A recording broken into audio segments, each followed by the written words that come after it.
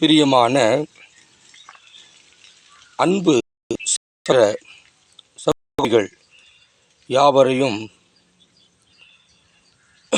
என்னருமை ஆண்டவரும் உலக இரட்சகருமாகிய எம்பெருமான் கிறிஸ்துவின் ஈடு இணையில்லா நாமத்தினாலே நான் உங்களை வாழ்த்துகிறேன். இன்றைய நாளிலே மத்தேயு எழுதின சுவிசேஷம் 24 அதிகாரம் 42 வசனத்தின் முதல் சில வசனங்களை நான் உங்களுக்கு வாசிக்கிறேன். உங்கள் ஆண்டவர் என்ன நாழிகையிலே வருவார் என்று நீங்கள் அறியாதிருக்கிறபடியால் விழித்திருங்கள். அல்லேலூயா. நம்முடைய அவராகிய இயேசு கிறிஸ்து நம்மை இந்த உலகத்திலே உருவாக்கி நமக்கு சகலமான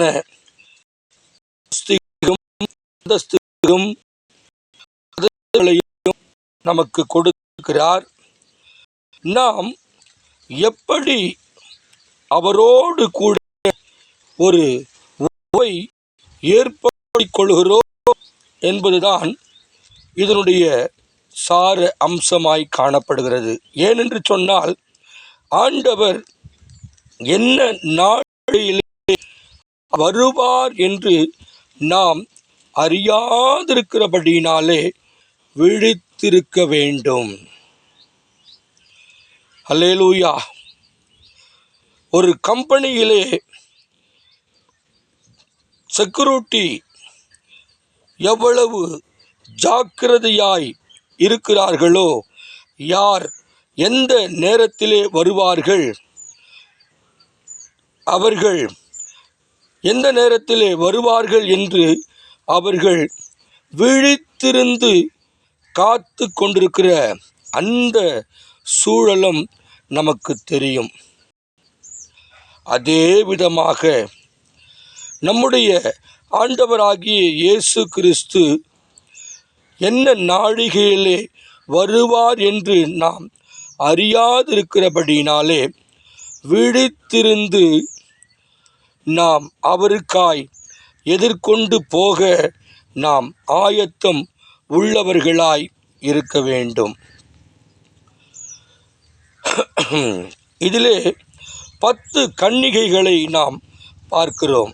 இந்த அதிகாரத்திலே பார்க்கும்பொழுது 25ஆம் அதிகாரத்திலே 10 கன்னிகைகளை நாம் பார்க்கிறோம். அந்த 10 கன்னிகைகளிலே 5 பேர் ஆயத்தத்தோடு அவர்கள் மணவாளனுக்கு எதிர்கொண்டு நின்று கொண்டிருந்தார்கள். 5 பேர் தீபட்டிகளை மாத்திரம் கொண்டு சென்று அவர்கள் எதிர்பார்த்திருந்தார்கள்.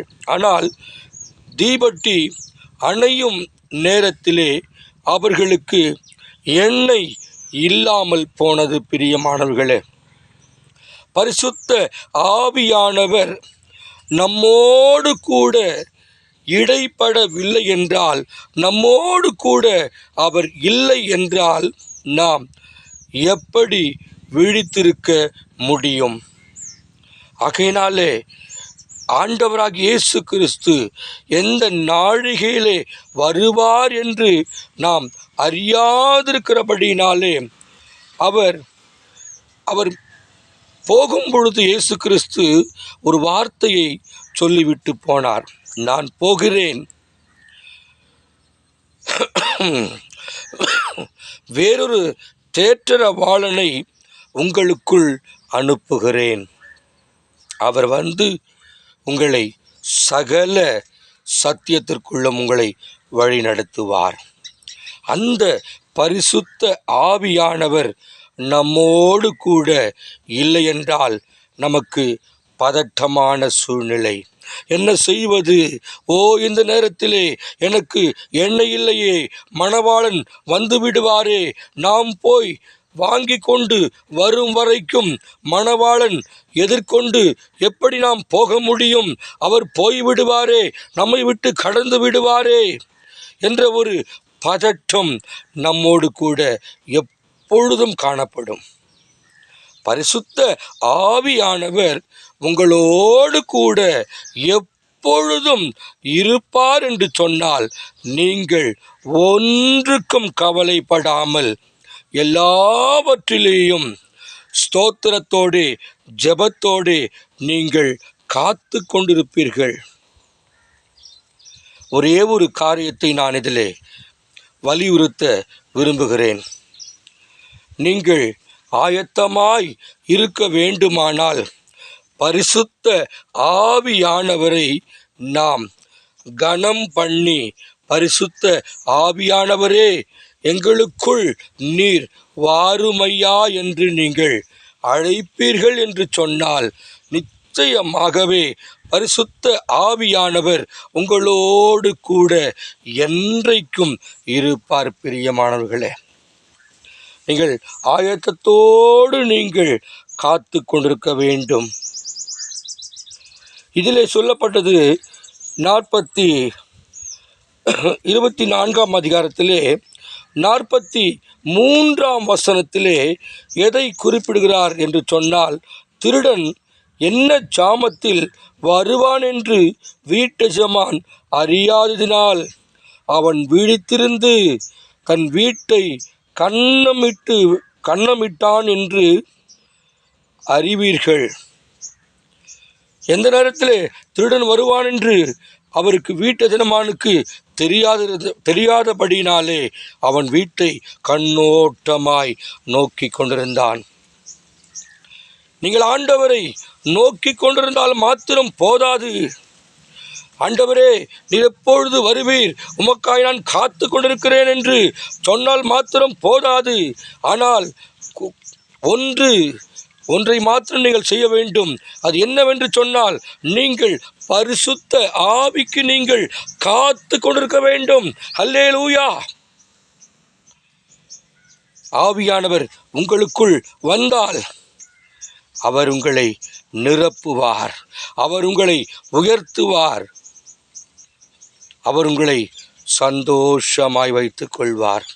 எதை குறித்தும் நீங்கள் கவலைப்பட அவசியம் இல்லை. பிரியமானவர்களே, மறுபடியும் நான் உங்களுக்கு சொல்கிறேன், பரிசுத்த ஆவியானவரை உங்களுடைய குடும்பத்திலே அழையுங்கள், உங்களுடைய வேலை ஸ்தலங்களிலே அவரை அழையுங்கள், உங்களுடைய பிஸ்னஸிலே அவரை அழையுங்கள், உங்களுடைய தனிப்பட்ட ஜெபத்திலே அவரை கூப்பிடுங்கள். நீங்கள் கூப்பிட்டாலே போதும், அவர் உங்கள் மத்தியிலே அவர் கடந்து வருவார். நாம் ஜெபிக்கலாமா? ரொம்ப ஜாக்கிரதையோடு இருக்க வேண்டும். இது கடைசி காலம். எப்பொழுது ஆண்டவருடைய வருகை இருக்கும் என்று தெரியாது.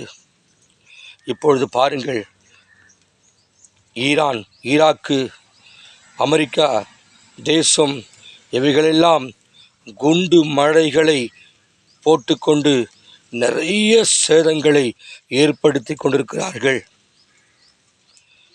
பிரியமானவர்களே, மனிதர்கள் தங்களை தாங்களே அழித்து கொள்கிறதான ஒரு நிலை